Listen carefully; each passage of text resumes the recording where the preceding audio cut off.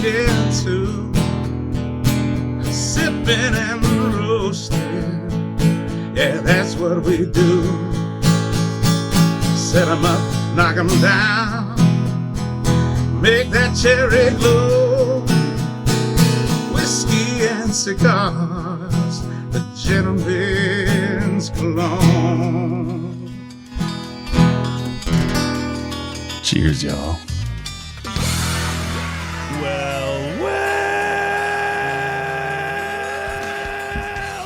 Now that sounds like a party just about to begin, ladies and gentlemen. Welcome, ladies and gentlemen, to this fine radio program, podcast, and video extravaganza known internationally Hi, Mom. as the world-famous Smokin' and Toastin'.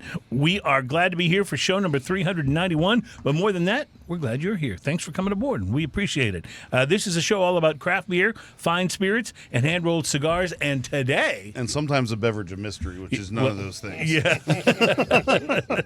So you're saying it's not a fine spirit is what you're getting doesn't at. Already look like- commenting on my beverage of It doesn't mystery. look like Yeah. a Talisker or Yeah. No, it definitely doesn't. or Booker's or anything like that. Looks like an Orange Crush is what it looks like. Today, though, we go one step further and we bring wine into the picture because we are proud to welcome, and this is one of the great things about having a show like Smokin' and Toastin'. We have a wine expert. His name is Mark Burrell. He's awesome. But that doesn't mean we can't have another wine expert. So we're adding wine expert number 2 today as we welcome Thomas Marcella from 13 Celsius to the show. Thomas, welcome. Hey. You know how you get to be a wine expert on Smokin' and Toastin'? I can tell you, if anybody wants to be the third, Show up.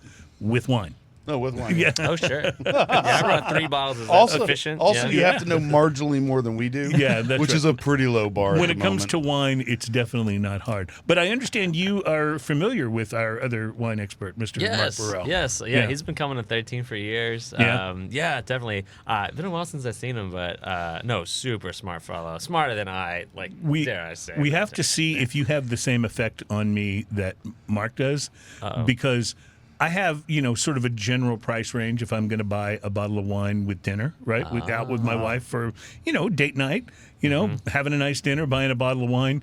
But whenever I go to Mark's place, to the Rainbow Lodge, I find myself hard, upping my budget. The scale slides up. Because I don't want to be embarrassed and go, yeah, Mark, you got anything for about $30?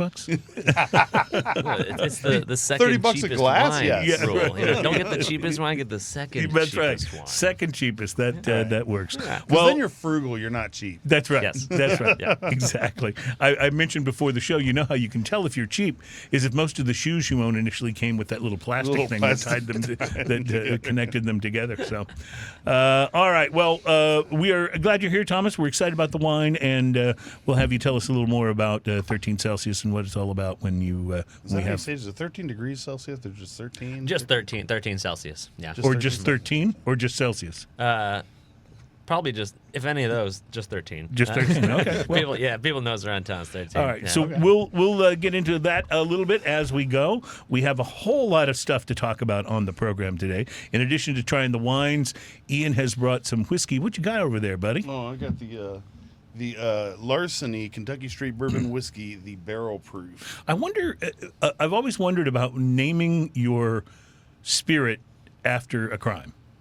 Like, is that like what led them to go? Well, yeah, we definitely don't want to call it murder. There's I know. Yeah. Where do we go? What about arson? arson. That's probably not good. Burglary doesn't sound that great for a whiskey. Breaking and entering. There's actually a story on the back of here. We'll read it when we get to it. All right. Well, we're looking forward to that. This is an unopened bottle. What's wrong with you? Wow.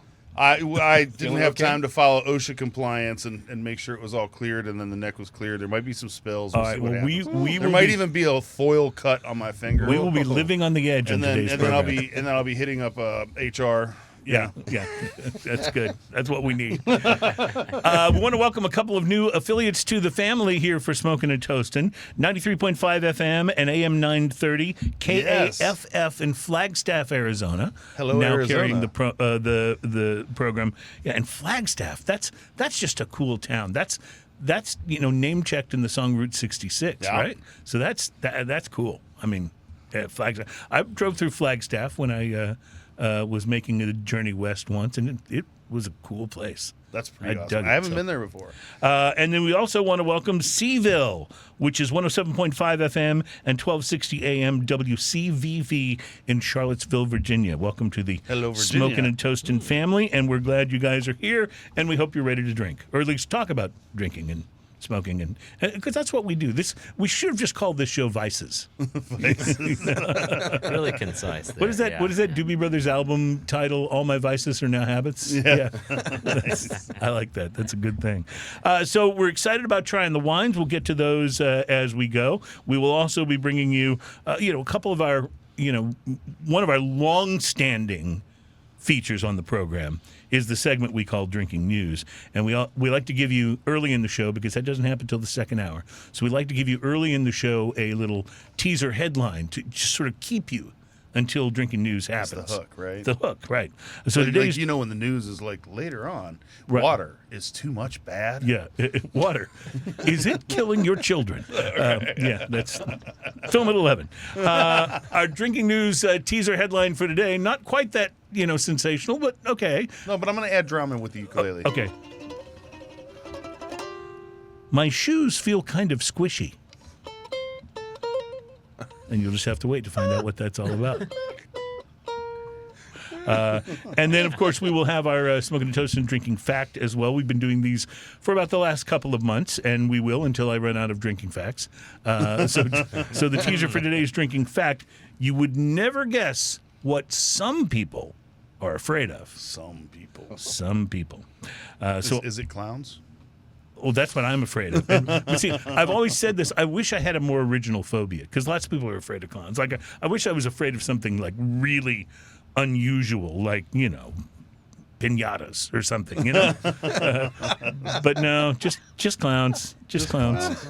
Clowns, and I get a little claustrophobic. So for me, like, if you ever wanted to torture me, like get me to give up government secrets, put me in a very small room with a lot of clowns. That would do it. I'd be... You would break I'd instantly. be crying like a baby. Yeah, I'd tell you anything you wanted to know. We'll tell you about some cigars to watch for, and rice. It's not just for big beer anymore. So we'll tell you about a little bit of that as well. I like that one. Yeah. So, there's so many headlines, so many things that we will get to if and when we have time. But it's time now to take in something that Terry brought us today. We do a segment on the program called The Beverage of Mystery. So here's how the Beverage of Mystery, or BOMB for short, here's how it works. One of us will bring in a beverage of some type. Generally, it will be an alcoholic beverage. Sometimes it's a beer, sometimes it's a spirit, sometimes it's a seltzer or a cider. Sometimes it's none of the above. But the only person who knows what it is until we taste it is the person what brung it. And that would be Terry today. And he was excited about it. He told me last week, I got a beverage of mystery for the next show. And I was like, okay, you're on. Yeah. So I'm not sure if his excitement about this makes me less or more excited about actually trying it. Yeah. Sure. Yeah.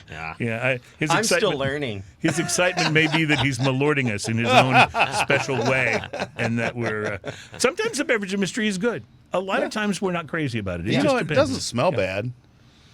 No. It smells orangey.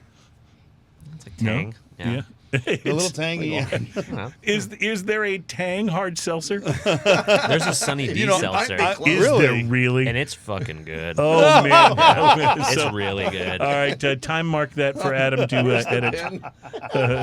Here's the pen. Yeah. See, now that we're on broadcast radio, we can't. We have swear to watch the F-bomb. without which changed a lot on this show. I will tell you. God. But Adam will edit it. Don't worry. It Thank very you. much changed the language. Thank you, Adam This and the pretty Cod. much tastes like Tang. Okay, so you've already Yeah. tasted it, huh? Well, I kind of like Tang in a really demented way that takes It's me got back a little to my bubble. childhood. You know what? This is orange soda. Mm-hmm. And every once in a while, I have a strong urge to buy one of the Sun-Kissed sodas. Yeah. And I just slam it. It's way too sticky. It's way too yeah. sweet. But there's something just kind of good about it.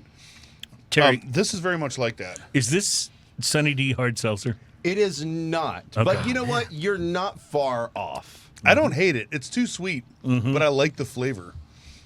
Yeah, I would agree with that. The sweetness gets to me more It's than too the sweet. flavor does. Yeah. It Yeah. doesn't have that artificial artificial sweetener aftertaste. No, either. it actually tastes like they dumped tastes like a half a bag of sugar in it. Yeah, I mean, this tastes a lot like just an orange soda. Well, there is some south of the border properties, and as we all know, when you drink Coke from Mexico, Oh yeah, you it's get got a lot, different kind of sugar because it's got more of the regular sugar in there. So you're not again, y'all are getting pretty close there with all these. Are getting very good with all these guesses.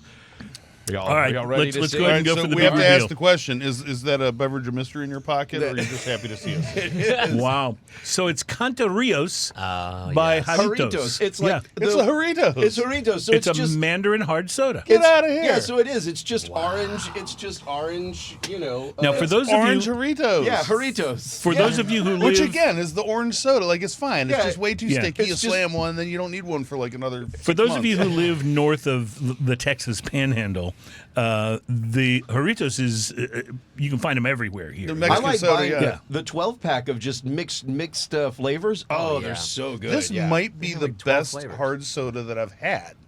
Honestly, Like as far as flavor goes, like it tastes like just like orange soda. Yeah. I can't believe they're in the game. But And you were such a naysayer Yes, at the beginning. fantastic, right? And No, I can see they put really huge on the top side of the can there that it's 5%. 5%. Yeah. Yeah. And And it is a big can. It is 25 fluid ounces. that's Yeah, four I Loco was So you Locos. could- surprised to see it, and that's why I bought it. I was like, "Oh, Jarritos!" I was like, that's a lot of 5%. You could catch a little buzz from that can for sure. Yeah, from that can size. Wow. I wonder if they put that so big up there so that like it doesn't look like just a regular soda pop. Maybe. Yeah, so Yeah, kids maybe, don't yeah. just run. Hey, mom. It's so that It so was that- at Walmart. The kids on the block are like, I want some Jarritos. Yeah. It's it so was the at Walmart. checkout guy at the stop and go realizes, oh, I can't sell this to you. You're Yeah, right. that too. Yeah. Yeah, Probably one. Contains alcohol, Exactly. 21 plus, premium malt beverage. This is actually like it tastes like Jarritos. Well, Terry, that's not it's not terrible. For summertime, for a summertime orange, I enjoy orange beverages, so that's why I thought I Yeah. like orange soda, I like an orange crust. Like I'm exactly what Ian is. Like every once in a while, an orange sun-kissed or soda is good. So I've been known to grab an orange Jarritos as well if I'm picking up some food or something like that. And Really? have one in the How are you with yeah, I Big love Red? Big Red is kind of a Texas That's thing. not a flavor that I love. We had a Yeah. Big Red beer. Remember that I do, years ago? yeah. I like Big Red, but can I tell you that Wild Red from HEB, the knockoff Big Red HEB, is really good. You know, It's slightly Terry different. seems to know a lot about these kind of random The Wild sodas. Red. Yeah. You know what Flavored though? sodas. HEB knockoffs are always a safe bet. Oh, dude. like they're almost Yeah. always fantastic. I'm a fan of Diet Dr. Pepper, although I drink a lot less of it than I used to. But I really like HEB's Diet Dr. Pepper. It's Diet Dr. B. They Diet call it. Dr. B. Yeah, it's really quite good. For those of you who are not in a state that has an HEB, I'm sorry. Yeah, I'm sorry. It's, HEB rocks. it is just the coolest grocery store. Except for mine. My Ever. HEB is a little more like a Fiesta, and I wish they would. You I got wish the they would old, do it. old school Yeah, I got a HEB. very old school HEB. All right, I think we have still have time, Terry. If you want to ring us in here for the drinking fact for this program, all right. Yes, number let's do that. 391. Terry, our engineer and announcer, will start the feature for us. And now it's time for another smoking and toasting drinking fact.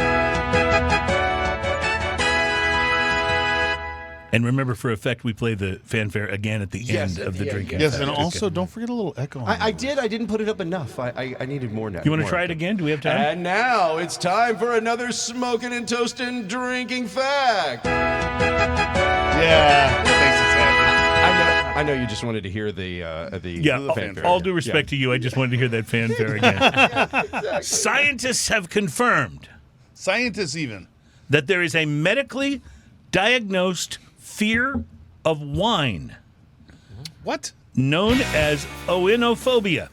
The fear can cause sufferers to experience extreme anxiety and irrational behavior when wine and even wine bottles are nearby. Although it's a quite rare fear, researchers believe that sufferers may have the worry of intoxication in the back of their mind, which leads to the illness. I, by the way, am currently dealing with my own illness. It's one I call anti-oenophobia. And so we'll try to address that as the program continues. It's Smoking and Toasting. Thanks for coming in for show number 391. We will be right back.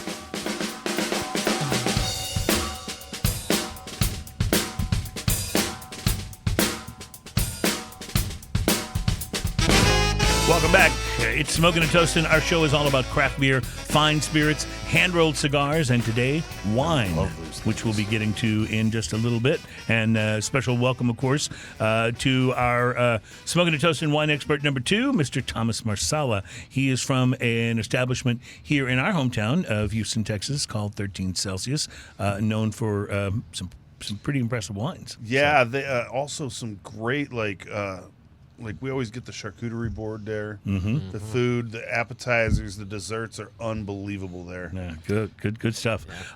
So, Ian, I thought since part of the show is about cigars, I thought I'd ask you if you'd had an opportunity to smoke anything interesting this Funny week. you should ask. I went out this morning to my back patio.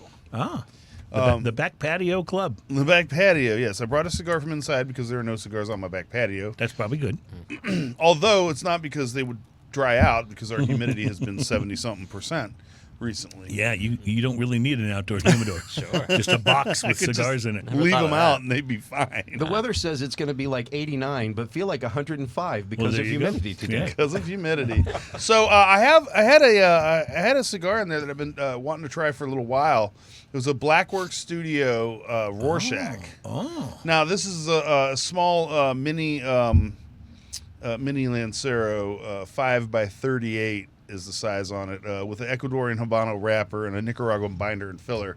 The appearance on this thing, rustic and veiny, leathery and oily, medium brown wrapper color, medium firmness with some soft spots, and a single band that just says Rorschach. I love the way the Blackwork stuff looks. Yeah. It's just super like tight appearance on them, and they all look great. The pre-light sniff on this, I got earth and barnyard with hints of sweet coffee and mocha and cedar. That's a run-on sentence. Anyway, pre-light draw on this with a V-cut. I had a light draw, sweet cappuccino, mocha, and cedar with earth and barnyard going on. The initial light on this. Uh-oh, here we go. He reached for the ukulele. MPB makes me feel fine. Okay, I'm just going to... Thank you. Thank you for stopping. NPB Nicaraguan Pepper Blast right off the bat. It had the notes I got were peppery pepper with pepper and sweet cappuccino and rich earth. And it had an uneven light on it. The light, if you look at this picture right here, on you can see that like it lit and immediately started running down one side. The first third of this. The burn has already corrected itself within moments. Pepper becomes a foundation backed by cedar and a sweet creamy note. Earth and leather weave throughout. Retrohale is peppery and sweet with a ton of cedar. Flaky ash, perfect burn. I love when there's a sweetness that kind of counterbalances the pepper. It was so good. This cigar, I'll just let it out. Proposed pairing on this rye whiskey, something like a Sagamore, something like a classic rye whiskey is going to go great with this, with the peppery and the sweet. I also put down maybe a peaty Scotch like a Lagavulin, something that has some complexity to it, but will also stand up to the pepper. The second third of the sweet, creamy notes of citrus, tangerine, or orange begin to appear along with the spicier pepper. Retrohale is sweet and peppery with toast and cedar. Flaky ash, perfect burn. The last third of the cigar. Sweet flavored tea and orange zest dance with leather and toast and cedar, all on a bed of pepper, both white and black. A touch of chicory coffee and an aftertaste. Retrohale is sweet and spicy with toast and cedar. Flaky ash, perfect burn. This thing came in at about $6. And I give it a solid 6 on the price to quality. Really? Wow, Yeah, that's solid great. And 6. so I'll be buying a box of these. a small Lancero, though. Small Lancero. I'll be buying a box of these. It's a 40-minute smoke. Nice. Sounds great. Yeah, it was fantastic. Sounds great. I love the flavor profile you were describing. That's kind of like right in my wheelhouse. Yep. Yeah.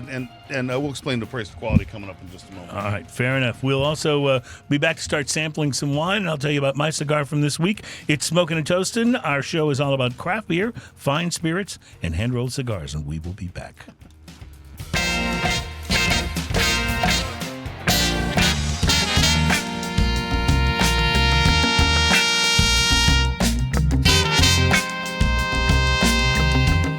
Welcome back. It's Smoking and Toasting. Our show is all about craft beer, fine spirits, and hand-rolled cigars. There was a disaster this week that we have to talk about. We have to send our warmest thoughts and support to the people at the Jose Cuervo Tequila Factory in Jalisco, Mexico, because there was an explosion there this week. Yeah, 6 people were killed. And clearly a lot of tequila was spilled. What caused that explosion? Don't really know. There is a video you can find if you go to YouTube and just search Cuervo factory explosion. You can see there's someone was shooting video or surveillance camera. At the moment it happens, you can see like a tank blow off the top of the building. Whoa. It's quite dramatic. Wow. Yeah. So anyway, our best thoughts going out to the people in the factory there. And whenever you're distilling, there's so much alcohol in the air. Right, and it's highly flammable And it's too. incredibly flammable. Yeah. And so, like, doing everything they can to make sure that there's air flowing through there and ventilation and not having any sparks, I can only imagine. It's crazy. Let me tell you how I first found out about this tequila factory explosion. My wife forwarded me the post from Liliana's Facebook. Can I tell you how? Can I tell you how I really think you found out about it? I really feel like you woke up from a dead sleep in the middle of the night, feeling a disturbance in the tequila force. Like something horrible has happened to a lot of tequila. I'm convinced that Liliana did. And Liliana Rodriguez is our tequila expert here on the show. She's pretty amazing. And she knows we need to get her on all again. Things tequila. Yeah, she could bring us an update. So, yeah, I did feel like there was some sort of disturbance in the tequila force. That's very true. My cigar this week was a very interesting one. It's been sitting in my humidor for a while. It's the Fratello Classico Corona. And Fratello, you may remember the ones that have that really sort of weirdly angled band. They're the creation of Omar de Frias. Omar was born in the Dominican Republic, but he's had an interesting and varied career as a professional basketball player, a healthcare executive, and an employee of NASA. And he left all those things behind. Those things are all linked together. Yeah, he left all those things behind and took 2 years to develop and launch the Fratello line of cigars. And from the very beginning, the labeling and packaging of the line, made it stand out in It's very distinctive, yeah. Very distinctive.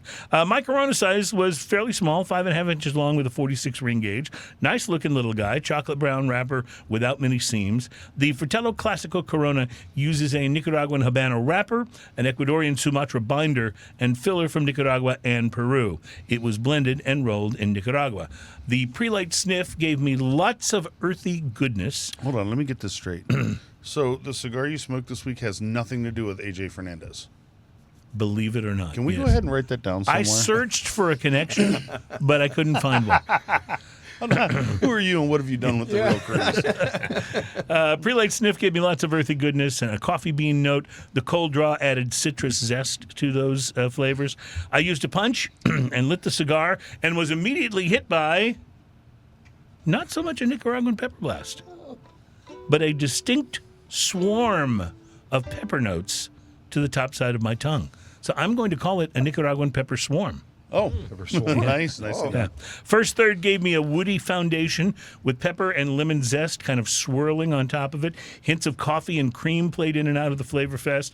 A very different profile than a more typical Nicaraguan cigar, or I should say than the AJ Fernandez Nicaraguan cigars that I usually smoke. Yeah.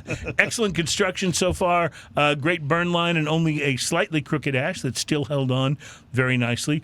The flavor profile intensified in the second third, adding a hint of campfire and a kind of a meaty note while still holding on to the pepper and lemon zest. There was a tangy note on the tongue that was part pepper and part like the taste that you get when you actually eat a lemon. You know what I'm talking about? When you actually bite into a lemon? Mm-hmm. Very sourishly tart, but not unpleasant in any way. The final third picked up strength just a bit and finally gave me some of those earthy notes I'm used to in Nicaraguan tobacco, along with more pepper and lemon zest and cream and some cedar. The campfire did not last into the final third. The Fratello Classico Corona came in at a medium strength for the first and second third and picked up to medium full down the home stretch. The Corona sells for $8 to $9. And while I really liked it, I didn't think it delivered above its price range. The good, solid smoke with a different flavor profile from most Nicaraguans and a nice overall experience. So I will give it a kind of a tentative 5. I mean, I didn't feel like I didn't get what I paid for, but, well, there's lots of other great stuff to compare it to at $9. At that price point, yeah. For those of you who are just joining us and don't know our method our price to quality scale is a scale of 1 to 10, but 5 is you're getting exactly what you're paying for. Right. So $9, and I gave this a 5. It means I felt like it was worth it. But I'll tell you, if this baby was $6, I'd be buying a box right now. Right. So it was good. I enjoyed it. Check out Fratello's Classico Corona as well as some of their other blends. Pretty good stuff. So, all right, speaking of checking things out, we're going to check out some wine. And our special guest today, and we were so thrilled to have Thomas Marcella. Thomas is from 13 Celsius. And Thomas, you're... excuse me, I'll let you tell us what you're pouring there in a moment. But before we get started, tell us about 13 Celsius, how you got involved, and why it is a place that is noted for its wine selection. Oh, totally, yes. So this month, actually, I am celebrating my 10-year work anniversary. Wow. At 13 Celsius. And how long has 13 Celsius been around? We've been around for 17 years. Wow, that's a long time for a restaurant. Yeah. Especially a kind of a restaurant that, I don't mean to sound like an insult, but that's kind of trendy. No. You know what I mean? Oh, for sure. I mean, because the trendy ones seem to come and go. Oh, definitely. I mean, a restaurant or a bar in Houston right now, man. Oh my gosh, there's tons of things to fight against. Other bars and restaurants opening. Sure. Bars like us surviving for so long. You guys have a cool spot in kind of a midtown area. Yes. And you're in a neighborhood area as well. It's not just businesses right there. So there's a lot of townhomes and apartments that are pretty close. So I'm sure you guys get a lot of regular traffic from that, just from the neighborhood. Yeah, we're a wine bar first, but definitely a neighborhood bar as well. Love that. We're on the residential side. We're away from all the riffraff of the midtown bars and clubs. I love their selection of beer, by the way. Yeah? Oh, yeah. Also, I picked those. So Nice going. Yeah. Nice going. He's got great taste in beer. So if I want Meridsu, I know where to go. Right, yeah, that's good to know. And if your wife is in the mood for wine and you just want beers, it's a really nice way to balance it out. So what is this that we're drinking? It says Patina on the bottle. Yes. So this is the Patina. It is from a producer called Guido Bono from northwestern Italy in Piemonte. This is actually our private label. You'll notice on the back I see it's got the 13, our label on it. Yes, our logo on it. So. Yes, this is a wine that we worked with very closely with the producer's distributor, Vino Vero, who is an importer distributor based in Houston. They were looking to bring a new wine in from Guido Bono, and we were looking to slap our name on one to start our private label series. This, I feel like, was an awesome example and embodiment of what we do at 13 Celsius. This is really interesting. It's bold up front, but it's a little lighter on the palate overall than I was expecting. And it really tastes like a grape. Yes. And not that wine doesn't in general, but I get a real distinct sense that almost like I just took a grape in my mouth and just kind of let it sit there and enjoyed the flavor. I really enjoy the way it is. I mean, it's very nice. Yeah, perfect blend of like red and black fruits. It's made from this grape called Barbera, which is one of my favorite red grapes. Especially to get people into wine as well. Barbera is genetically very low in tannin. Which is like the mouth feel that you'll get from like big cabs, that kind of like mouth drying sensation. Yeah, this doesn't have as much of that. It doesn't. It's great, which leads it to be smoother. It's got an interesting tartness on it though. At the very end, that's really nice. I was going to say I would compare it more to a Pinot Noir, but that tartness is different. It's almost like to me, and this is my lack of wine knowledge, but almost like a boysenberry kind of tartness to it. Yes, it's got that like kind of deep, like kind of black fruit, but tart black fruit kind of thing. Tell me again the region of Italy that this is from. Yes, so this is from Di Alba, which is a commune in Piemonte, so way northwestern, the little northwestern armpit of Italy up in there. That's where a lot of notable wines made from Nebbiolo, like Barolo, Barbaresco, like the super big. I'm going to nod like I have any idea what he's talking about. You got it. But no, it sounds very impressive. I was like, but this is really good, and I love being able to taste something that's this unique. Yes, because this is not like a lot of other wines that I've tried, but You know it's what, really quite good. You know, the other thing I was expecting just from the look, I was expecting there to be a pepperiness to it that there's really not. Oh, sure. Yeah. I feel like Barbera is about kind of, the grape is about kind of punchier fruits. It's less tertiary stuff, which is what makes this wine so perfect for, like, if you're just having a pizza night or a pasta night and you don't really want to think too much about, like, your pairing. Oh, just grab a bottle of Barbera. It's going to go great. Like, Yeah. it's not going to get in the way. It's going to complement what maybe the spices of what you're cooking and what you're eating, but not get in the way. I think he's right. Terry, can we order a pizza? Oh, that's a great Okay. idea. Yeah, let's go ahead and get us some right now. I'm on it. You know, so it's interesting because when I and my wife go hang out up there, there's a lot of people that come up and hang out, and they'll do the same thing we're doing. We'll go up there as a destination. We'll have a charcuterie board and some snacks with it, and then try some different wines, and then pick a bottle, which is always just a fun experience. I mean, that's just, do that. But I also sit there and watch. You get a lot of regulars that come in, and sometimes they'll stop and have a glass of wine, but they'll pick up a bottle to go. Yes. And so you get a lot of kind of just picking up a bottle of wine to go traffic in there as well. Oh yeah, that's all we did during COVID. Right. It was we operated pretty much as like a bottle shop with some to-go food. But yeah, our license allows us to sell retail. We also have a retail license since we don't sell any. So you can liquor. buy a bottle and take it home. Correct. Yes. Very cool. And we do a 20% off discount too. What is a bottle of this cost? This is, I believe, $47 on our list. So 20% off that if you wanted to take one home. And this is only sold through us, by us, at our. That's a great at our price bar. though for that wine. It really is. Okay, so you were talking about keeping the price tag down. All of the wines I brought you are no wine is over $50. So that I find that really cool because I mean, any wine specialist that knows anything about what he's doing could bring fantastic wines that are $100 a bottle, Right. or more, right? I feel like when you start paying, and I know there's always going to be exceptions to the rule, but when you start paying $100 plus for a bottle of wine, it better be good. Yeah, you get Yeah. an expectation kind of out of it. Which, But to better be me, careful. if you can tell me about a great $40 bottle of wine Yeah. that performs above, punches above its weight. It's kind of like what we try to do with the cigar, Yeah. with the price to quality. If it's punching above its weight, this is something definitely worth checking out. And this is quite good. I mean, I could see totally enjoying a bottle of this with a nice bowl of pasta. oh, 100%. Man. Just make some rigatoni and Totally work. Yeah. perfect meat sauce, red sauce. Yeah. Yeah.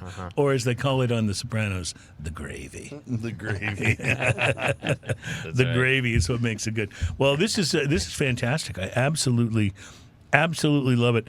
I'm gonna take a little bit of a left turn here while we enjoy sipping the rest of this, and tell you about, because it's that season where people go camping. Now, I'm not a big camper.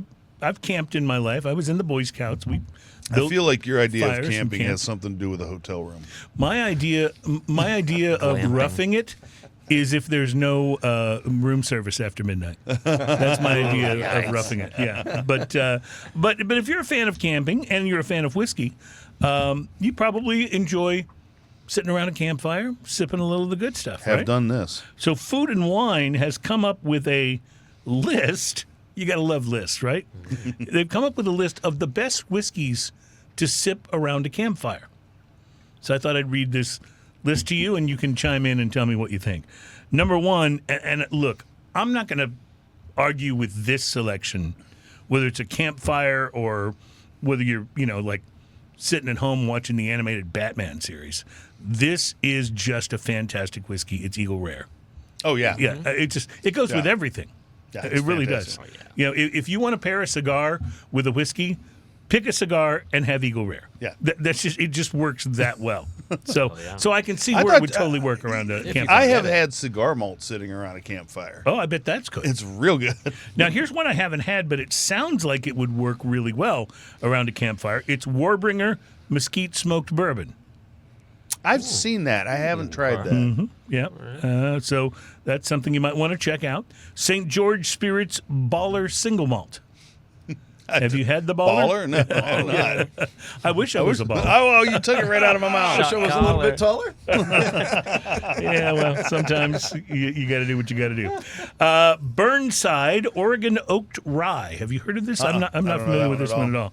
It's a very interesting. And when It I sounds think good, of, though. Well, when I think of Burnside, I think of R.L. Burnside. And of course, I immediately get happy. Right. So, and then Lafrague 10. Yeah. Yeah. I mean, if you want to be peaty. Peaty around a campfire. And finally, Nothing wrong with that. two more Elijah Craig small batch, which I would argue goes Outrageously with good. anything. I have done that as well. And Jameson's, just a regular I've done- Jameson Irish whiskey. Oh, boy. I have done both of those. Round around the game. campfire. Have you see? You spend a lot more time around campfires than I do. We'll be right back. I'll be ordering room service while we take a break.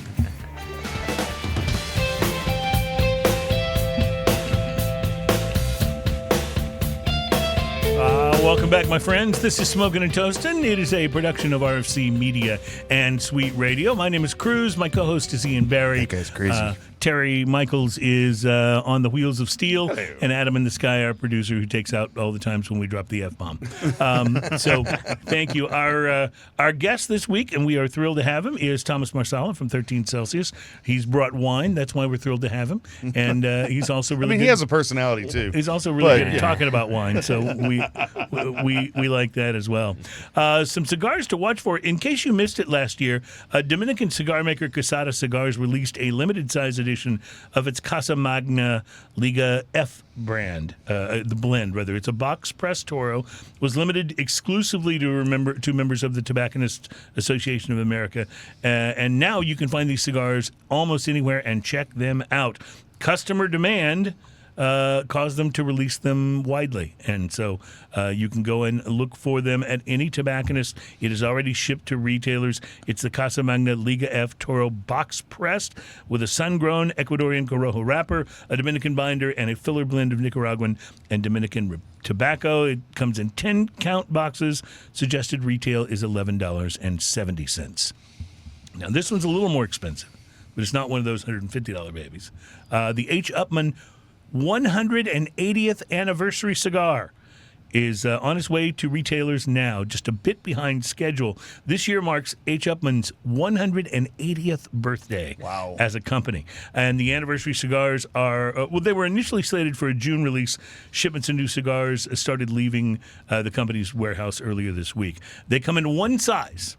It's a Churchill measuring 7 inches long with a 50 ring gauge, and they are made in Nicaragua by A.J. Fernandez. Of course they are. You knew I was headed there, right? Well, he's made those some of the best H. Upmanns. That H. Upmann A.J. Fernandez blend. The one with the kind of blue bluish label? Yeah. So good. And So you good. can find those online for like $6 a piece. Yeah, if you, that's if you so good. look for them on Unbelievable. like some of the cigar auction pages and stuff, and it's really, really worth it. That's a great cigar. AJ, of course, did the 175th anniversary cigar, which was labeled one of the top 10 cigars of 2019. And this one is a collaboration between AJ and Rafael Nodal, who's the president of product for the company, for Tabacalera USA. The 175th and 180th anniversary blends are the same Churchill size, but Rafael Nodal says that the blends are different. One of the highlights of this all Nicaraguan cigar is the Medio Tiempo wrapper that Nodal says was grown from a hybrid seed. Medio Tiempo is a classification of the very small leaves that sometimes grow on the very top of the tobacco plant, valued for their strength. They come in 10-count boxes, and the retail suggested price is $22.50. Enough that I probably won't buy a box, but I will definitely try one. Yeah. A one, or maybe two. Only 5,000 boxes being produced though, so don't sleep on So that. yeah, one. snap So, it up if you see it. some good things to watch for. Speaking of good things, we are enjoying wine, courtesy of our wine expert who is here with us, Thomas Marsala. Thomas, this wine is called Free Your Mind. Is this going to be an avant-garde wine? Because the art on the label is looks very very avant-garde. Oh, yes, definitely. So I kind of wanted to pick a little topic to talk about because I feel like a lot of people are, usually accustomed to like my parents drink wine, or it's whatever. It's an old Kind of like old school. It's old school. Like there's tons of new wine coming out from really cool younger producers that's making wine cool again. I feel like if there was any time that kids are getting into, I say kids, but of legal drinking, The youths of today. Yes, the kids of today. They are reaching for wine nowadays, which I think is awesome. And there are You tons kids of get out of my people- wine cellar. Seriously, yeah. You drink this stuff. Stop drinking my Brunello. Yeah. So This is very different. This is not your classic, No. your classic red wine. So it's got a funk to it, and we talk about funk here on the show a lot, usually in relation to beers and other things. And funk is not a bad thing. In fact, as we have said before, we want the funk. Got to have the funk. Gotta have the funk. But this reminds me of a saison or a farmhouse ale in terms of that little funkiness that is a part of the flavor that hits your tongue. Now, it's also obviously very grapey, as you would expect a red wine to be, but that funkiness really sets it There's a apart little from of that any other wine I tannic- can think of. There's a little of that tannic astringency that you get in the very back of the palate on this as well that just makes you want to have another sip of it. You know? No, that's the acidity going to work too. It's fascinating. It's super fascinating. acidic. Where does this wine come from? So this is from California. They source these grapes from a little all over California. This is made from a producer called Wonderwork. They're based in LA. This wine is very unique. It is a style of natural wine. Natural wine is a very polarizing topic within the wine world, but essentially, natural wine at its core is just wine that is made with minimal intervention. Okay. So, very hands-off winemaking techniques. All right, so if a wine was not made with minimal intervention, so what you would contrast this to, what happens to that wine that doesn't happen in this case? Oftentimes they'll use like pesticides in the vineyard sites. They'll use additives.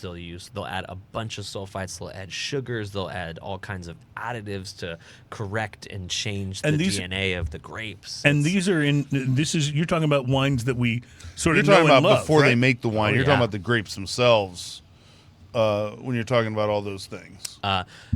Yes, certain parts of it, like people that producers that use pesticides in the vineyard sites, Right. And they're adding things to the soil potentially? not the soil, but the during the fermentation process. Oh, gotcha. Yes, Okay. they'll add certain things to either balance or literally make the wine taste like something else. And you're talking about, in this case, wines that we know and love, right? This is not like, you're not talking about just like the ones that come in a box on the bottom shelf. Okay, no, a lot of conventional wines, are not organic certified. They're not certainly not biodynamic certified. Well, they're manipulating their product to get the end result of this is the flavor we're looking for. exactly. Interesting. Yeah. Yes. And is this popular, or is this like a definite, like sort of like a select group of people who like this absolutely love it? So it is becoming more popular, but yes, like I was saying, like the younger generation of wine drinkers, this is all they look for. It's natural. This Give me is- something different. It's so Yeah. interesting when you take a sip of this. It's got a slight spiciness right at the very beginning of the palate. Yes. And it almost tricks my tongue into thinking there's a slight amount of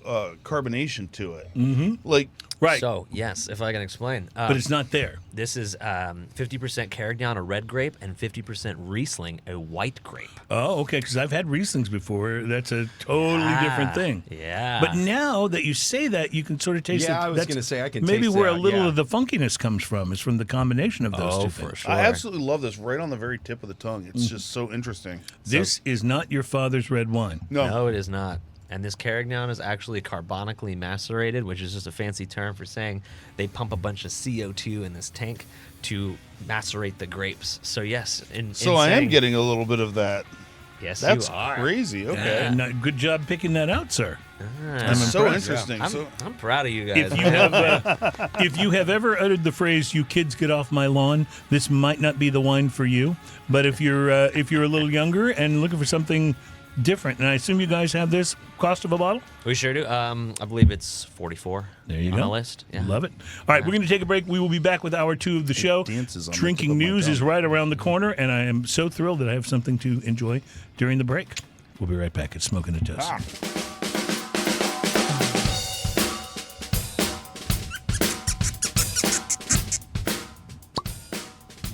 I love that sound. That sound That's just real good. You know what that is? That is a predictor of happiness. That's the sound of happiness. Yes. Yeah. Predictor My of ears perked happiness. up, yeah. Welcome back. It is Smoking and Toast, and our program is all about craft beer, fine spirits, and See, I'm spilling because I didn't prep this bottle. craft beer, fine spirits, and hand-rolled cigars. See, that's why we do this. This is an important thing, and I'm glad you're recognizing the importance of our safety This is requirements. why you here on clear the program. neck on all bottles that come in. Yeah, if I'm bringing in, particularly if it's a tequila or a rum, you can bet I'm going to take extra safety precautions. Yes, well. That's just the way that it works. So I'm going to read you. Ordinarily, when I have gone and found an interesting article, I'll kind of paraphrase it to keep it shorter if we're going to talk about it here on the show. But I want to read you this first paragraph of this article from punchdrink.com. I want to read this to you verbatim. Give me a story, Cruz.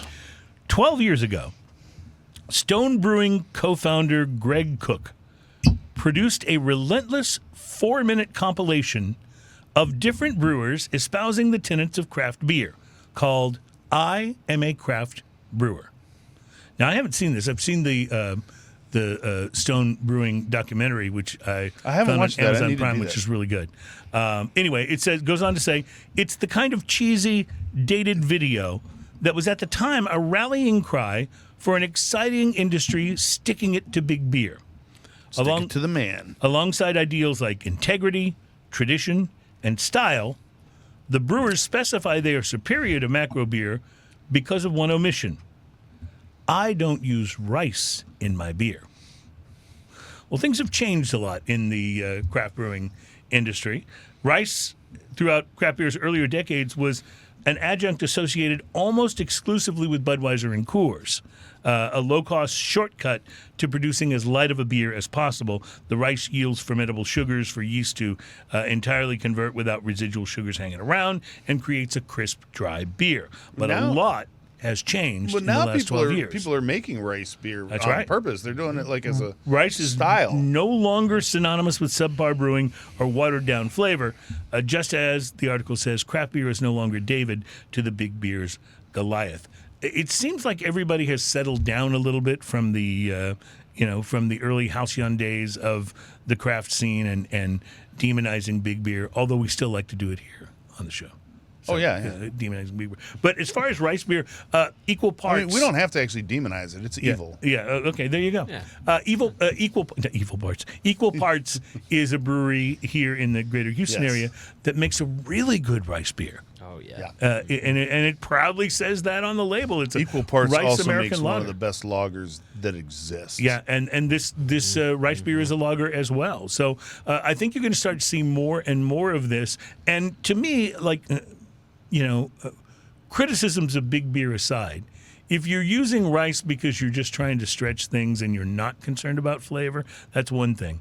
But if you're trying to create a really good, flavorful rice lager, I don't see that there shouldn't be any negative to using rice in your beer. I don't think so either. No, yeah. Yeah. Look at the dudes in Japan with the Hitachino guys. Like, Right. Man, Yeah, you all got a those beers lot of are rice killer. in Yeah. those things. Philadelphia's Attic Brewing Company, Oregon, Washington-based Chuckanut Brewery have been exercising an appreciation for these Japanese rice lagers like Asahi and Sapporo. Yeah. In Japan, they tend to use higher percentages of rice than the American macro counterparts, and the rice is more of an integral part of the company's brewing tradition. But brewers are increasingly seeing an opportunity to create Keep in mind pairings as for well rice-based meals. that there are different kinds of rice. Right. Now, And I'm sure that when you're buying rice to make your beer cheaper, there's a difference from when you're intentionally making a rice lager. right, and but it's also about what you're eating with it as well. Mm-hmm. Like I don't buy 6-packs of Sapporo and bring them home. Right. But if I'm having sushi at a restaurant, Yeah. I will totally order a Sapporo or an It's- Asahi agreed, and enjoy it a great deal with the fish Yeah. and the rice. Mm-hmm. And it's I don't know. I just found this interesting that rice beer is kind of maybe one of the new trends creeping into the craft beer scene. And if your favorite brewery is offering a rice lager, try it because I got to tell you, the equal parts one is quite good. Yes. Is it the what is it called? Is it the Kaizen? No, I I can't remember what it's called. But I see it all the time because they have it in the shelf down at the Phoenicia downstairs from me, and I've had it. I and will it's tell quite you, good. equal parts. If all they ever made was lager beer, they're still crushing it Oh, because that lager beer is 100%. unbelievably and good. their IPA We've is got not it at bad either. 13. Yeah. Their IPA is not bad either. So you mentioned that you also curate the beer list at Dude, at you 13 gotta Celsius. listen to his beer list. It's Yeah. beautiful. Yeah. Yeah. Is it a thing? Is it like a man. poem when you read it down? It is. It's like It is. poetry. Yeah. You know, Yeah. I write poetry occasionally for the drinking news segment, so Let I me- have let- an appreciation. Let me go ahead. Let me go ahead and tell you. Last things time I was poetic.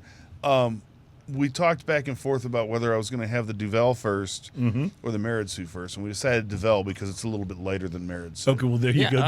This is a uniquely Ian conversation. It's about the progression of totally. I mean, You know, when we do beers here on the show, we generally start with the lighter ones and you know go heavier as Yeah, the show I like progresses. to start at 8% too. Yeah. Duvel is like Belgium's answer to a Pilsner. Yeah. You know, that's all I know. Yeah. All right, this whiskey is one Ian has brought from his own collection. Did you win this somewhere, or did you? This was a birthday present. This was from so you did kind of win it. Aw. Yeah, this was a birthday present from Roberto, as a matter of fact. Wouldn't it be cool, like if at the carnival games, like if you ring the bell or throw the basketball into the hoop or whatever, that you'd win a bottle of whiskey? Now, That'd be awesome. I'd Roberto, be broke. I'm going to Roberto- start the whiskey carnival. You know how much I was surprised and enjoyed the whiskey social last year when they just sent you off with a bottle at the end. They were like, "Here, Yeah. you did." I was like, "Oh, this is fun." This is the best. What's not to like? Yeah. I traded mine with someone who was standing next to me that was kind of eyeballing their selection. And I was like, I will super trade you this for that. And what did you trade and what did you get? I got the William Price Rye, which is outrageously good. Yeah. Yeah. Do you remember what you traded for it? I don't even remember what I had. It wasn't something I was like super excited about. But Attached to. Yeah, well. You have to bring it. so anyway, so Roberto, he prowls the liquor stores for interesting and fun stuff to see what they have, and if they have something in stock that you can't normally get, he will definitely pick it up. And this is one of those, the barrel proof larceny. Now you can pick up larceny all day long. The barrel proof is something that's a little you have to look for it a little bit. And when Ian mentions Roberto, he's talking about Roberto Rivas Villar, who is like the fifth Beatle here on the show. He's just kind of like, he's almost a member of the show. Not quite, but almost. He shows up pretty often, Yeah, right? yeah, I dig it. And so he got me this for my birthday, and that was in April. So this has been sitting on the shelf, not being open, because I figured I'd have fun opening it here. John E. Fitzgerald was a treasury agent who at the time was the only person legally allowed to carry keys to the rick houses. He often gave in to the temptation and freely took from the best bourbon barrels, uncut at barrel proof. Today you can taste this liquid in much the same way as John E. Fitzgerald larceny barrel proof small batch bourbon is made from a mingling of 6 to 8 year old bourbon that is bottled, uncut and without chill filtration. Dude had the keys. He could just go in there at night when nobody's around. I think I'll try this one. Angel share is particularly heavy this year. This bourbon honors both the superb Slap, taste slap. of this lawless treasury agent and the Lawless weeded bourbon legacy of the old Fitzgerald brand. All right, now I understand the name larceny. Right. Right. This totally makes sense. This is delicious. Yeah, it's pretty. Like this is the nose on this is so interesting because the nose, you know that smell you get when it's just rained and then the sun hits the pavement and kind of get that mineral kind of fresh rain kind of thing. Yep. There's a little bit of that on the nose, and it's a beautiful thing. And there's also cinnamon and a touch of bubble gum in the background. So you pick up the cinnamon, I say first on the palate and also last when the heat comes back. Agreed.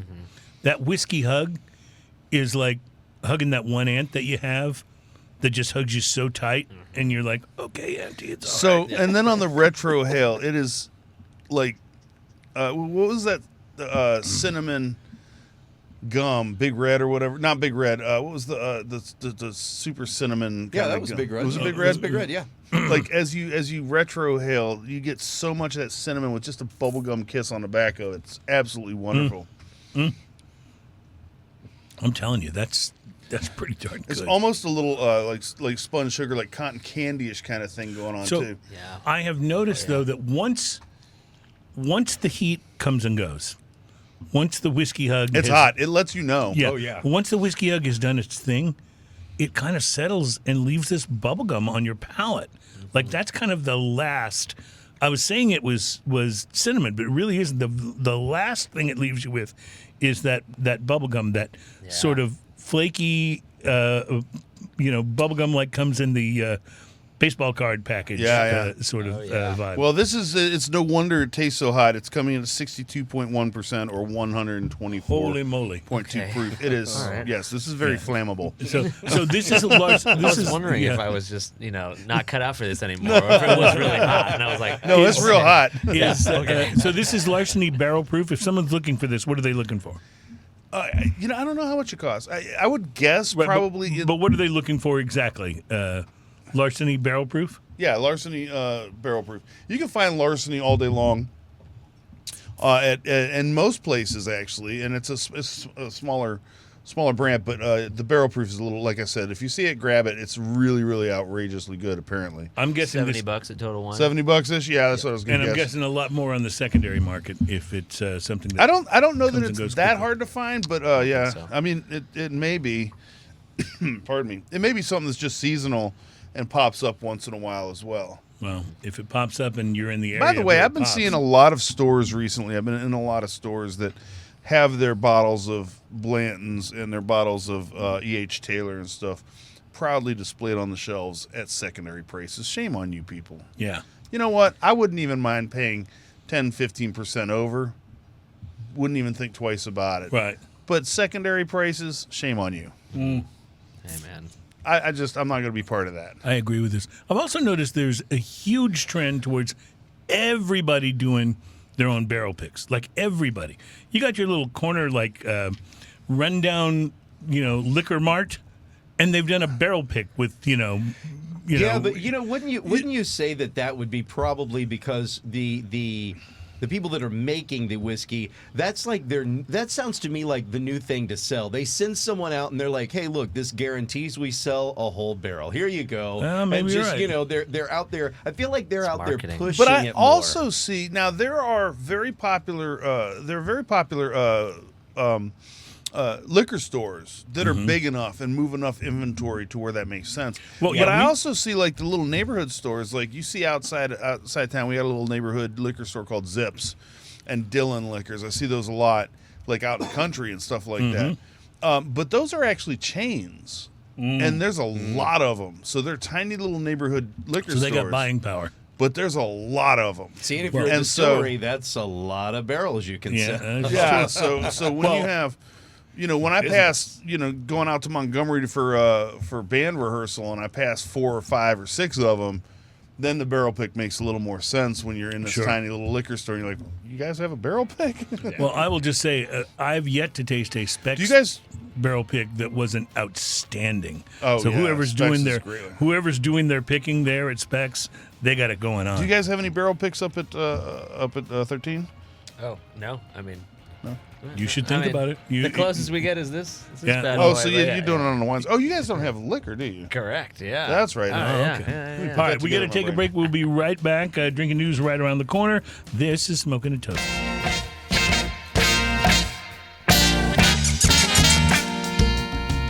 I love how you did that again, just so you could pour yourself more of the Larceny Barrel Proof. I am. But see, I'm going to do it different this time. I'm going to try whiskey Such an Ian move. with a splash of water. Oh, okay. Well, that's a good thing for you to do. It's a pretty big proof. Yeah. You think? I have a feeling a splash of water will not hurt it. I love it when it's so high proof that when you pour a couple drops of water in it, you can see it moving. You just see it starting to do stuff. Yeah. It's like chemical reactions happening now. Yes. Yeah. Those little oil drip things you see. It'll be interesting to see what you think of that. The nose. Yeah. Instantly becomes bubble gum. Well, that's not a huge change because there was a lot of bubblegum going on in this before. Yeah. But maybe it settles down the heat a little bit and allows the bubblegum to come through. Yep. Yeah, my nostrils aren't on fire anymore. Is that accurate? There's almost no heat. Interesting, because there was quite a lot of heat. It becomes a cinnamon bubblegum bomb with almost no heat. And there's nothing wrong with that. Nothing wrong with any of that. Going back just a couple of years, a very interesting survey I stumbled across of what states in the U.S. produce the largest amount of beer. And number one on the list is Colorado. Yeah. Now, I would have expected it to be like California, right? Because of the You would think. population. Also, California's just big. You know, Yeah, there's right, a lot of exactly. people It's there. huge. There's a lot of cities, a lot of breweries. But and a lot of Colorado's been people. doing it for a long time. And they're I mean, huge. Great Divide and, plus, you got Coors, which started there. Coors. And, Yeah, I mean, all those. Number two, Texas. Really? Yeah, number two on the list. I mean, Texas is also very big. Colorado, 20,657,000 barrels.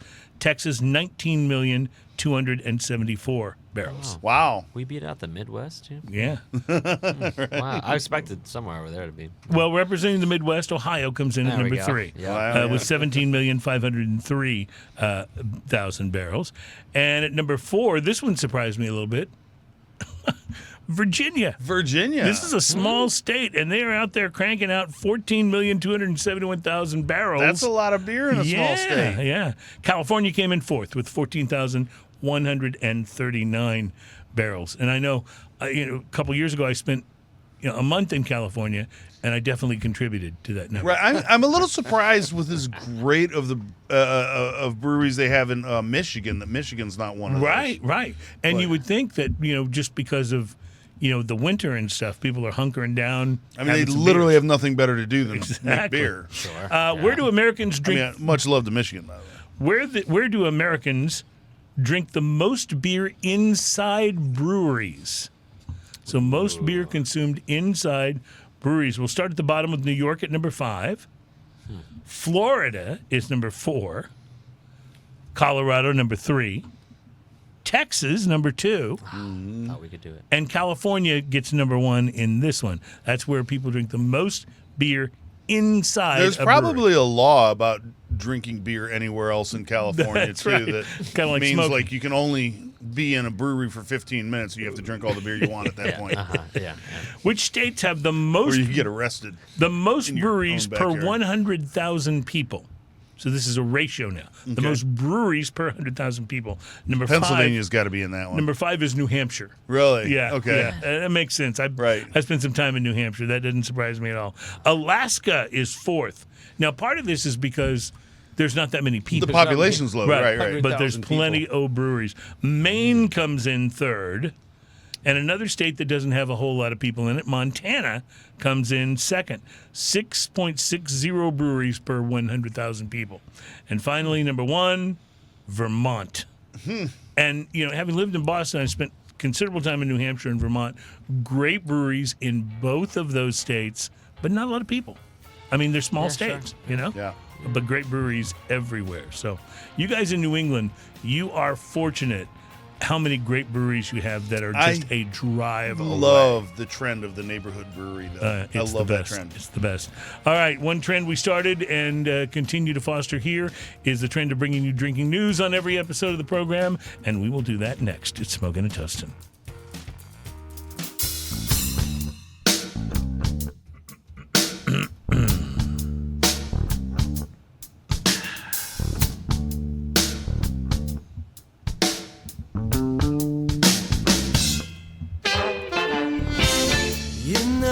Welcome back. This is Smokin' and Toastin'. It's show number 391. For those of you just joining us in any of our new radio markets, welcome aboard. The show's been around for a number of years. We've been available as a podcast, and about, a year or so ago, we became a broadcast radio program as well, with a handful of affiliates around the country and growing rapidly. So we're excited about it, and we welcome you new guys onto the show. And for any of you music geeks out there, that bass line at the beginning of this, that is what an SVT, an Ampeg SVT, sounds like. Oh, Right. boy, yeah.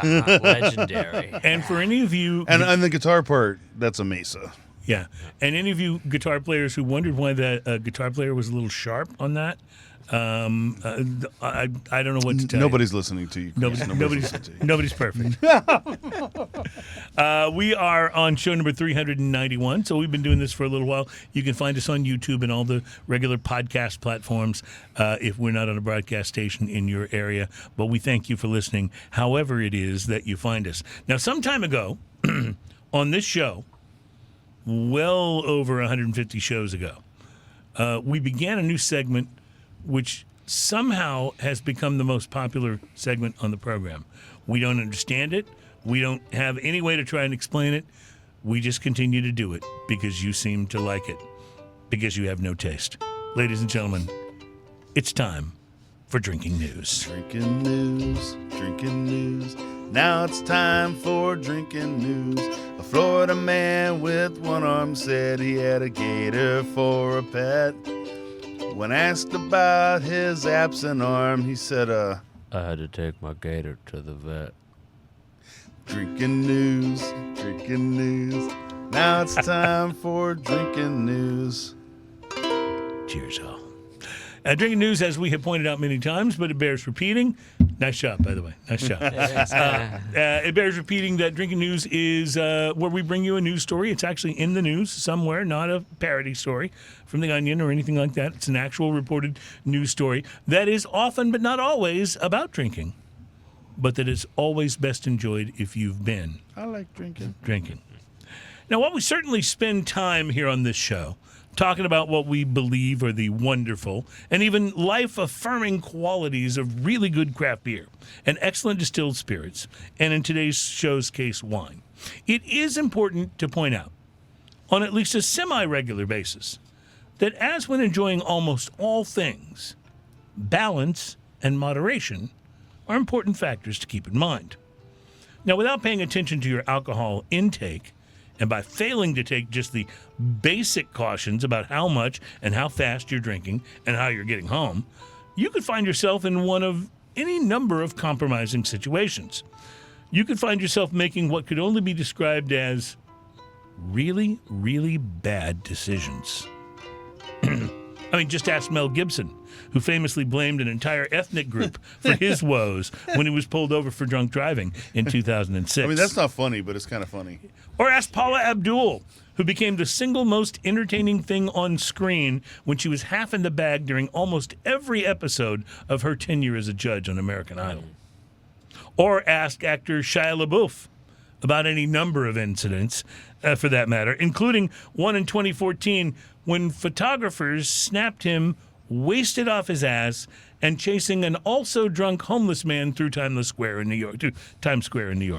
Sorry, I called it Timeless Square. Timeless Square. But you got to imagine Shia LaBeouf just wasted chasing a drunk homeless man. Hey, get back here. That's awesome. That's my basket. Or ask hundreds of or thousands of otherwise normal people who, after imbibing perhaps just a little more than they should, Certainly not me. have found themselves making the fundamentally unsound dining choice to pick up a late-night snack Oh. at a Waffle House. Oh, I thought you were going with 2 tacos from Jack in the Box. Oh, no. That's Dude, I've actually made both of those mistakes. that's a before. mantra I live by, the 2 tacos at Jack in the Box. $1.29. How can you go wrong? They're not good, but sometimes they're perfect. If you use the app, they're only 99 cents still. But of course, dining at the Waffle House isn't necessarily the worst thing you can do there. Oh, Lord. For this You have one, choices? for this one, you might want to ask a Georgia woman, Georgia woman. 25-year-old Rachel Gossett, who chose the parking lot of this storied establishment as the ideal place for a little romantic interlude. Oh, okay. Seems that Get your this Georgia woman on. Seems that this Georgia woman, perhaps overcome by the erotic, sensual ambiance of the House of Waffles, joined 27-year-old Frank Lucas in the cab of his pickup truck for a serving of a somewhat different kind of breakfast sausage. All right. Oh, come on. How could I resist a sausage joke in this story? I'm only human, after all. Loganville, Georgia police officers, responding to a complaint call about the incident, arrived at the fine dining Is that establishment Felicia, or are you just happy to see me? at about 1:30 a.m. on the morning in question, where they approached a Dodge pickup truck with steamy windows and spotted a pantsless Rachel Gossett sitting astride Lucas in the driver's seat. I mean, they're just trying to get their loving on. The policeman knocked on the fogged-up window and then ordered the couple to get dressed and take out their driver's licenses. And as this was happening, the officers noticed that the inside of the truck, and I know this will surprise you, reeked of alcohol. What? This sounds like a Poison song. I mean, they're making out. They're making out in the vehicle like teenagers. The police report notes that the Georgia woman had a blood alcohol level twice the legal limit, and that They weren't driving. Holy crap! They weren't driving, were they? and that her partner in crime came in a bit more sober, but only slightly. This apparently Hanging on to it for whatever I got. This was apparently made all the more obvious to the officers when Gossett, as she was trying to put her clothes back on, mistook a sandwich for her shoe and tried to put a cheeseburger on her foot instead of a sandal. Oh my God. And we all know that this was a mistake And then because the cheese between the toe, not so bueno. yeah, we all know this was a mistake because it's widely understood that cheeseburgers have terrible arch support. So, It's gonna suck when you're in the slammer. Also, At if least you it's got a even snack. a little rainy outside, you are tripping. Like that cheeseburger's not going to grip at all. I'm pretty sure she was tripping.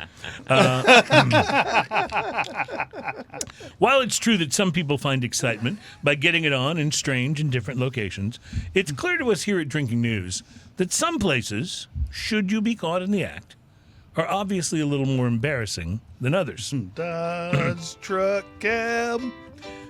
Waffle House. Was it a single cab or double cab? Don't know. I mean, the lights of the Waffle House are pretty romantic. Yeah. You know, They coming- keep them low sure. so you won't be able to see what's on the waffle. This is a very Paradise by the Dashboard Lights thing. In fact, though, Paradise by the Waffle House lights. some of the places that you could be caught in the act could actually be more embarrassing than the parking lot at a Waffle House. So as a public service, McDonald's restroom. I've heard. And to serve as a handy reference for you, the Drinking News listener, we've compiled a few of those in another unrequested and slightly uncomfortable top 5 list. Oh, This would be the top 5 places more embarrassing to be caught having sex than a Waffle House parking lot. Number 5. In the seat next to Congresswoman Lauren Boebert at a theater performance of Beetlejuice. You do know that story, right? no. Oh, yeah. Well, Sounds like a she juicy one. got kicked out of a stage performance of Beetlejuice in Colorado for like groping the guy she was there with. Heyo. Yeah, and there's video. Oh, So, nice. Number 4, these are the top 5 places more embarrassing to be caught having sex than a Waffle House parking lot. Number 4, Walmart. Anywhere in a anywhere. Walmart. Yeah. Walmart should not bring out Yeah, any kind of feelings of desire and yeah, sexiness at all, ever. yeah. Ever. Although they do sell lingerie. They do. I'm not sure anyone should be buying it, but they do sell it. Sure. I don't think they sell condoms, though. Oh, I bet they do. Actually, they do. I think they They do. have a Do they pharmacy. really? They have a full pharmacy in Walmart. Yeah. Yeah. Which They- means they, about They that? listen. They sell every kind of rubber, tire, condom, anything. Yeah. It's just- and it means they also probably sell personal lubricant. Would be my they guess. absolutely do. Okay. And you know what? If you go look at the little glass thing that is locked up, you'll find some other things that are quite interesting because that whole department has turned into a little bit of one of those order out stores. D batteries. Yeah. Yes. So what Thank you're you. saying is it's Thank the you. perfect place Yeah. to get caught. I mean, it's a one-stop shop. Yeah, Come it sounds on. like it. It doesn't Get deserve your to oil be on this change, list. get some new Yeah, tires. but we're talking about embarrassment here. Oh. So embarrassment, laying down Walmart, some new. Oh, sorry. Yeah, anywhere in a Walmart. yeah, you shouldn't feel sexy there. Number Yeah. 3, the pool room at P. Diddy's house. Oh, that was an interesting chord. Number 2, the restroom at the Atrium Showroom inside the Luxor Hotel in Las Vegas. Not because of doing the nasty, but because then people would know that you actually paid money to see Carrot Top. Oh, that's right. Dude, you see how ripped he is? Yeah. Steroids. And the number one place more embarrassing to be caught having sex than the Waffle House parking lot, number one, atop the very damp sheets in R. Kelly's bedroom. Yeah. Reporting live from Loganville, Georgia, where my shoe doesn't seem to fit right. I think maybe it's because it's actually a chicken quesadilla. My name is Cruz, and that is your... You still get cheese between the toes. Yep. Drinking news. Drinking news. That's our time for drinking news.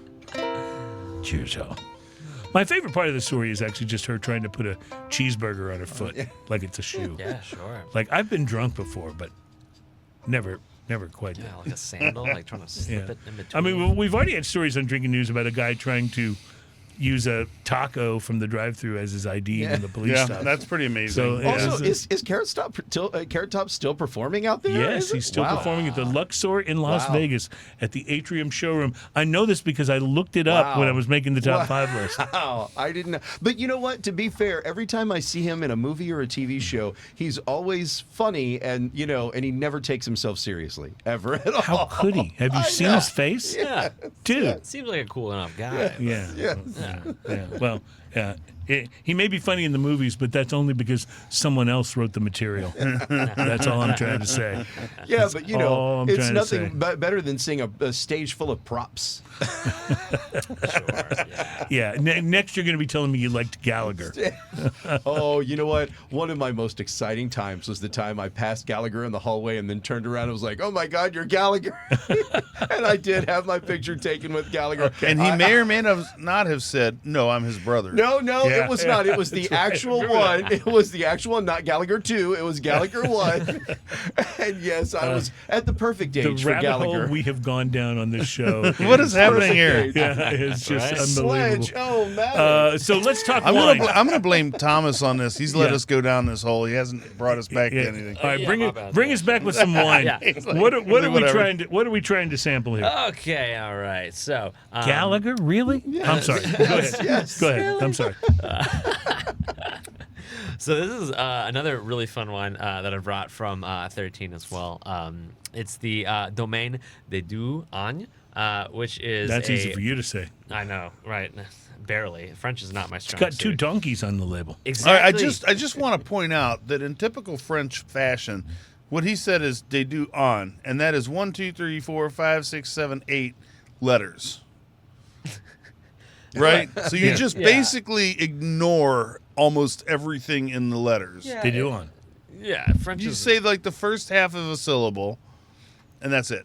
it's a little wild. Yeah, someone told me you just pretend like there's a bunch of rocks in the back of your mouth and then say every vowel in that word and then you're speaking French. It's easy. It reminds me of that old Steve Martin bit where he says you get in a taxi in Paris, France. You say, "Like to go to the hotel, please," and the cabbie doesn't understand you. So the first thing you do is you adopt a French accent. "I would like to go to the hotel." Is it? Yes. Yeah. There, I'm speaking French. I'm not sure it works that way. I wonder why French people look at Americans like they're crazy. Yeah, right. So this Shout is out to interesting the because Olympics. on the nose, it smells very tannic on the nose. Yeah. Like I get a very, It smells like it's gonna be a So- big boy, right? and then It's not. doesn't drink that way. I totally love the finish on this wine. Oh, my gosh. It is just superb. It's like sublime. so this is another example of a Look at- natural wine, Look which at is the legs on that thing. Yeah. So no added sulfites or sugars, blah, blah, blah. It's made in the same way as the wine that we just had, except this is made from an old lady out in Corbière, which is in southwestern France in the Languedoc-Roussillon. She is farming this estate completely biodynamically. She's got 2 different certifications to prove it.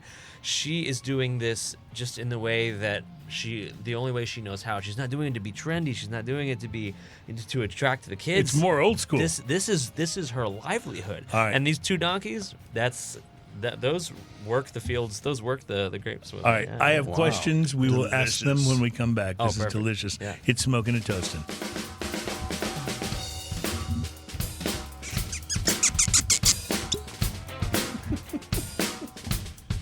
That's so musical. You know?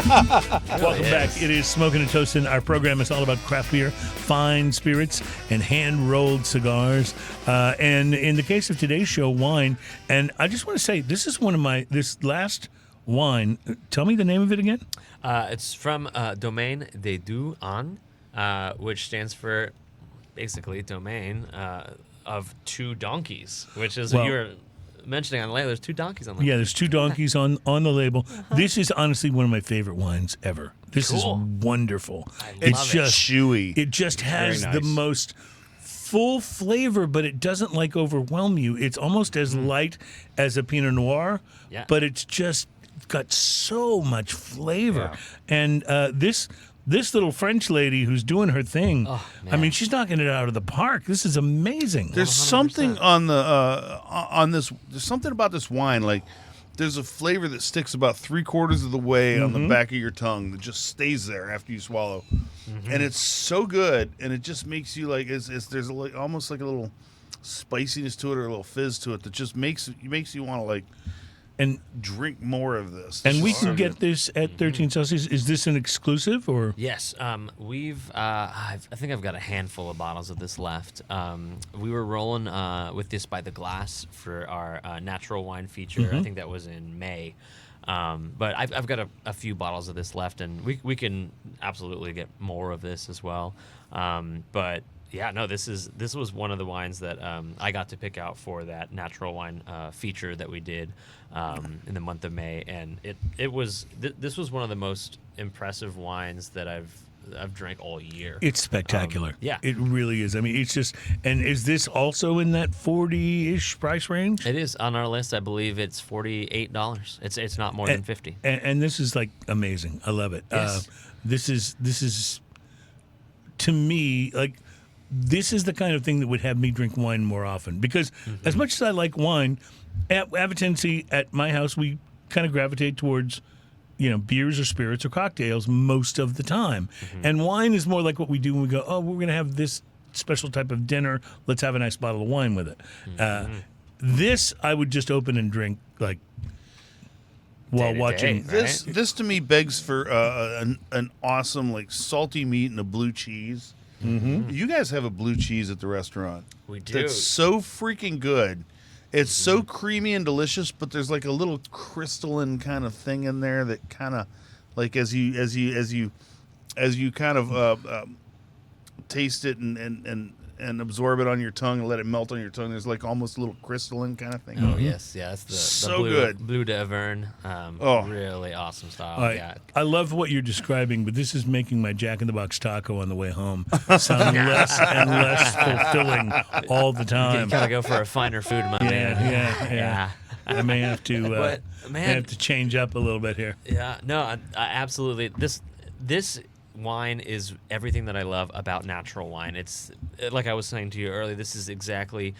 It's made in the same style as the last one we just had, which is no added sulfites, no added sugars. Right, but it's not funky like the last one. This is more of a straight ahead grapiness. But when you say it's a natural wine, it tastes natural. It's almost like I can taste that there's no additional processing or anything going on here. It just tastes clean and grapey and open. I love this because it's beautifully executed. Not to discount the last wine we had at all, but it was wonderful. Yeah, it was cool. It was different. It was weird and groundbreaking as far as winemaking is concerned. But this is generations of winemaking techniques going to work without using all of this new mechanized equipment, all of these new things that just get in the way of essentially terroir, which is just a sense of place, the sense of the earth. Yeah, this is a perfect example of Corbière,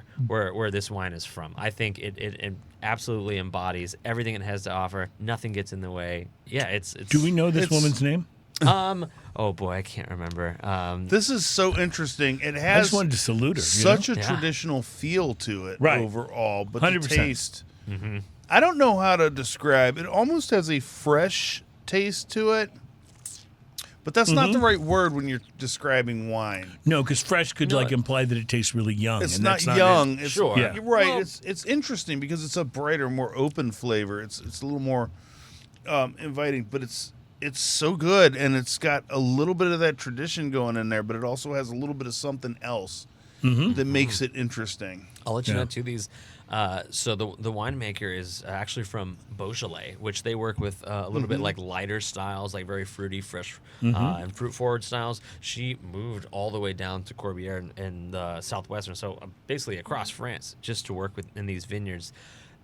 Her vineyard sites they have 75-plus-year-old vines. She adopted like a true gem in Corbière. Wow. And is doing it so much justice. Like she is in comparison to the last wine, these guys, they do things like off the wall, off the beaten path, and they want to be weird just because they're weird.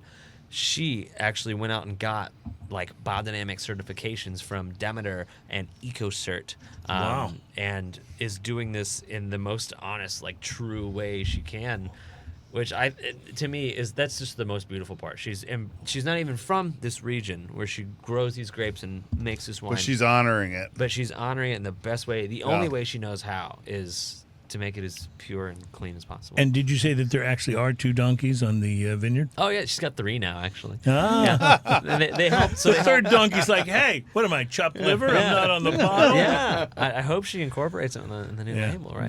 That'd be a fun new release, actually. Yeah, but Well, this is exceptional. This is my favorite wine I've had in quite some time. This is pretty I amazing. love this. and it doesn't have to be $150. Right, It can right. be $50. I love this. 13 Celsius. Are you there particular days if people who are listening in the Houston area want to come and maybe have you recommend something? Oh, sure. I'm there Wednesday through Sunday, basically. Okay. So right. my only 2 days off are Monday and Tuesday. That's why I'm here with you boys. Well, and we record He on took Monday. his day off to come We here. record Of on course. Monday, and this is good. This is good. Well, I want you to know that you are welcome back on this program anytime, as long as you bring wine. Only thing I'm good for. Seriously, we love this, and this has been so much fun being introduced to 3 wines that are very different from others that we have been able to try here on the show. And I'll just say, our other wine expert, Mark Burrell, he would be proud of what you brought today. He would totally give this his blessing, his seal of approval. That's all I was looking for. Really. Yeah, I know. I realize that. See, we Much need to respect. get both of them on a show and then have a screw top wine taste test. Oh, see, we love to do this blind kind of taste. stuff where we bring our experts on and then we go total bottom shelf. It has to have a screw top on it. Sure. Yeah. Yeah. Yeah, it makes None me of that feel, old style cork thing. it We makes want me feel- modern wines. It makes me feel bad for Joel Swift, who's from Eureka Heights, because he's a regular guest on the show. But every time he comes on, we do some kind of bottom shelf,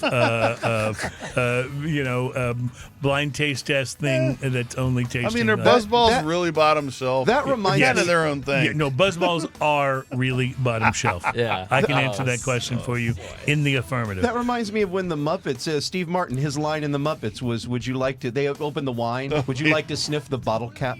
With that, we're going to wrap it up, my friends. This has been fantastic. Thank you so much for coming on the show, Thomas. We appreciate it. Please, thank you, guys. This is please great. come back again. Please course. bring more amazing wines.